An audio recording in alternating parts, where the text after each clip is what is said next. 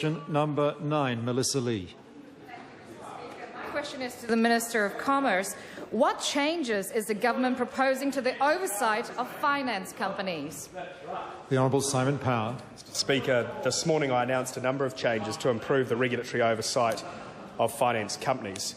One of those changes will be to require debt issuers, including finance companies, who propose to go into moratoria to avoid receivership, to produce clear and concise investment statements that disclose the details and merits of a moratoria proposal. They'll also need to disclose the basis on which the relevant directors and trustees are recommending the proposal and any other relevant information. Mr. Speaker, the aim is to ensure that investors are provided with information in a way that is transparent and easy to understand, to enable them to make the appropriate decisions for their individual circumstances. Melissa Lee. True. Thank you, Mr. Speaker. Supplementary to the Minister, are there any plans to improve the oversight of corporate trustees and their relationship with finance companies? The Honourable Mr. Speaker, yes. The collapse of a large number of finance companies in recent years has raised some fundamental issues around the role of corporate trustees, and in particular the competency and accountability of some of those trustees. Today I announced a package of measures designed to improve the quality of trustees' supervision of issuers, including a licensing regime to be overseen by the Securities Commission.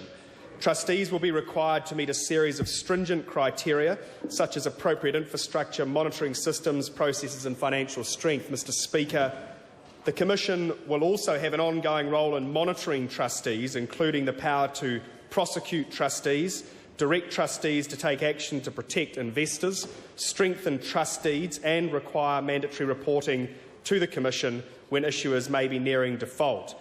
I can advise the House that I hope to bring legislation to the House on this issue by the end of the year. The Honourable Leanne Dalziel. Mr. Speaker, will the proposed moratorium regulations require investors to be given an honest assessment of both the benefits and the risks of the moratorium proposal as against receivership? And if so, who will provide this information in light of the experience of certain companies overplaying the former to the personal benefit of directors and underplaying the latter to the detriment of investors? The Honourable Simon Power. That is the intention. Melissa Lee. What other initiatives are being undertaken to improve oversight of the financial sector? The Honourable Simon Power. Mr. Speaker, the government is also undertaking a review of the Securities Act. The Act is now over 30 years old.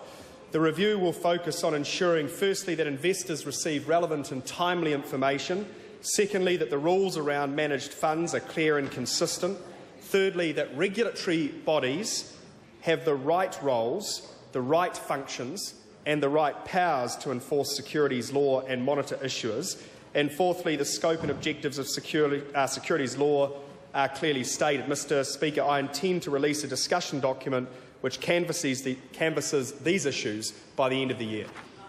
Question